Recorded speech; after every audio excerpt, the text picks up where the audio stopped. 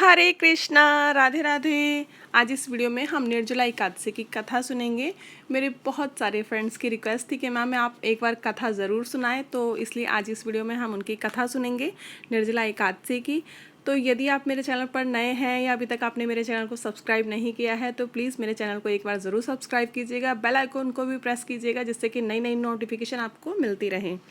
तो चलिए हम कथा शुरू करने से पहले मैं आपको एक बात और बताना चाहती हूँ कि निर्जला एकादशी को हमें सूर्य उदय से पहले उठना है। अपना स्नान आदि से निवृत्त होकर हमें अपनी पूजा पाठ शुरू करनी है, हमें ठाकुर जी को तैयार करना है और फिर आप व्रत रखने का संकल्प लीजिए, प्रभु से प्रार्थना कीजिए। जिस भी तरह से आप निर्जला एकादशी का व्रत रखना चाहते हैं, निर्जल रखना चाहते हैं, बिना खाए पिए रखना चाहते हैं, या आप फ्रूट खा सकते हैं या पानी नहीं पीकर रखना चाहते हैं, जिस भी तरह आप व्रत रखना चाहते हैं उसी प्रकार का आप भगवान से संकल्प कीजिए।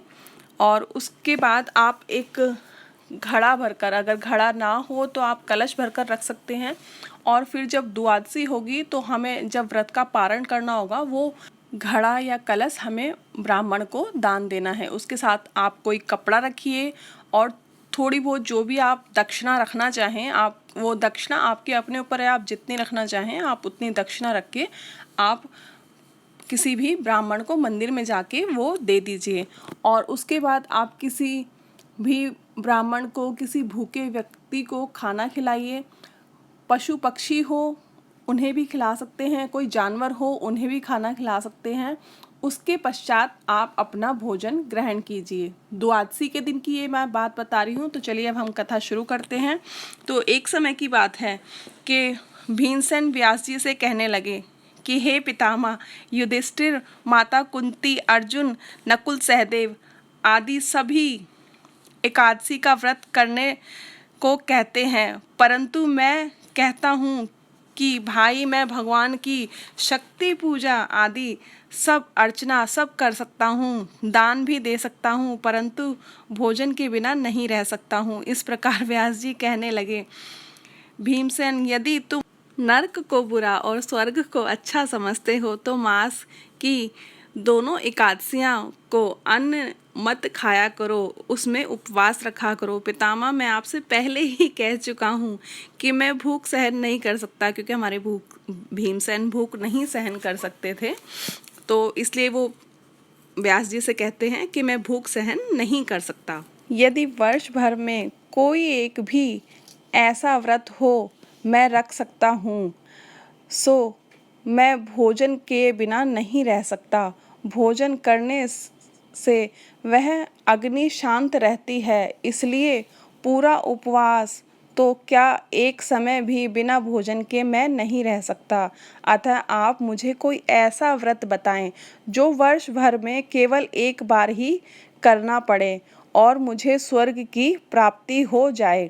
श्री व्यास जी कहने लगे, हे पुत्र, बड़े बड़े ऋषियों ने बहुत शास्त्र आदि बनाए जिससे बिना धन के थोड़े परिश्रम से ही स्वर्ग की प्राप्ति हो सकती है।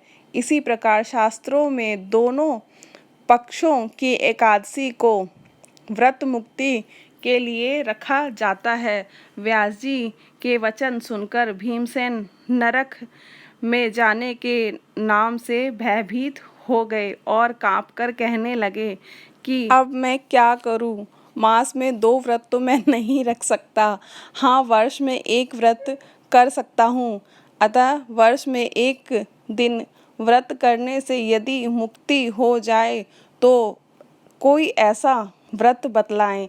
यह सुनकर व्यास जी कहने लगे कि ज्येष्ठ माह की शुक्ल पक्ष की जो एकादशी आती है उसका नाम निर्जला एकादशी है। तुम उसी एकादशी का व्रत करो। इस एकादशी में स्नान और आचमन के अलावा जल वर्जित है। आचमन में भी 6 मास से ज़्यादा जल नहीं होना चाहिए, अन्यथा वह मद्यपान की तरह हो जाता है। इस दिन भोजन नहीं करना चाहिए, क्योंकि भोजन करने से व्रत नष्ट हो जाता है। यदि एकादशी को सूर्योदय से लेकर द्वादशी के सूर्य उदय तक जल ग्रहण ना करें तो उसे साल की सारी एकादशियों का फल प्राप्त होता है।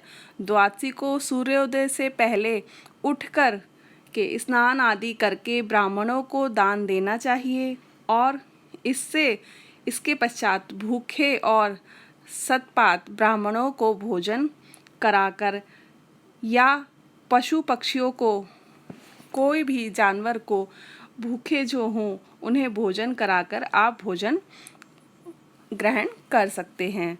इसका फल पूरे वर्ष की जो 24 एकादशी के बराबर माना जाता है। व्यास जी कहने लगे, भीमसेन, यह मुझे खुद भगवान ने बताया है। इस एकादशी का फल समस्त तीर्थों और दानों से भी अधिक है। केवल एक दिन मनुष्य निर्जल रहने से मनुष्य पापों से मुक्त हो जाता है। जो मनुष्य निर्जला एकादशी व्रत करते हैं उनकी मृत्यु के समय यमदूत उन्हें आकर नहीं घेरते, वरन भगवान के पास पुष्पक विमान में बैठाकर स्वर्ग को ले जाते हैं। अतः संसार में सबसे श्रेष्ठ निर्जला एकादशी का व्रत है। इसीलिए हो सके तो सभी को यह व्रत करना चाहिए। ओम नमो भगवते वासुदेवाय का जाप करते रहना चाहिए। गौओं का दान करना चाहिए। निर्जला व्रत करने से पूर्व भगवान से प्रार्थना करें कि हे भगवान, आज मैं निर्जला व्रत करता हूँ, दूसरे दिन भोजन करूँगा। मैं इस व्रत को श्रद्धा पूर्वक करूँगा, अतः आपकी कृपा से मेरे सभी पाप नष्ट हो जाएं। इस दिन जल से भरा हुआ कलश घड़ा वस्त्र से ढककर स्वर्ण सहित दान करना चाहिए। स्वर्ण सहित जैसे कि मैं आपको पहले बता चुके, घड़ा या कलश भरकर रखें, उसके साथ एक कपड़ा रखें और स्वर्ण से मतलब है कि आप दक्षिणा में जो भी उन्हें देना चाहें, पैसे वगैरह जो भी आप देना चाहें, वो आपकी श्रद्धा के ऊपर है, क्योंकि भगवान ये नहीं देखते हैं कि आप बहुत ज़्यादा किसी को दान देंगे। नहीं, जो आपका सामर्थ्य हो आप उसी हिसाब से दान कीजिएगा। पशु पक्षी, भूखे मनुष्य जिसे आप खाना खिलाना चाहें उन्हें आप भोजन कराएं द्वादशी पर और फिर आप भोजन कर सकते हैं। आप सुबह उठकर गाय को ज़रूर दान देकर आएँ, क्योंकि गाय का दान सबसे बड़ा दान माना जाता है। तो इसलिए आप सुबह द्वादशी को गाय को रोटी ज़रूर देकर आएँ। हो सके कुत्ते को दे, चिड़ियों को अगर दाना डालना चाहें दाना डालें। चींटियों को आटा दिया जाता है, जो भूनकर आटा देते हैं, चींटियों को आटा दिया जाता है।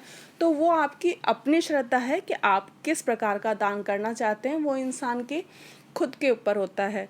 तो ये थी हमारी निर्जला एकादशी की कथा। निर्जला एकादशी की एक कथा और है, हो सका तो मैं आपके साथ वो भी शेयर करूँगी। वो कथा बहुत कम लोग जानते हैं, तो हो सका तो मैं आपके साथ शेयर करूँगी, लेकिन अभी फ़िलहाल ये कथा मेन थी तो इसलिए मैंने आपके साथ ये शेयर कर दिए। उम्मीद करती हूँ आपको पसंद आएगी। अगर अच्छी लगे तो इसे लाइक एंड शेयर कीजिएगा। यदि आप मेरे चैनल पर नए हैं, अभी तक आपने मेरे चैनल को सब्सक्राइब नहीं किया है, तो प्लीज़ मेरे चैनल को सब्सक्राइब कीजिएगा। फिर मिलते हैं अपनी नई वीडियो में नए टॉपिक के साथ। तब तक के लिए हरे कृष्णा, राधे राधे।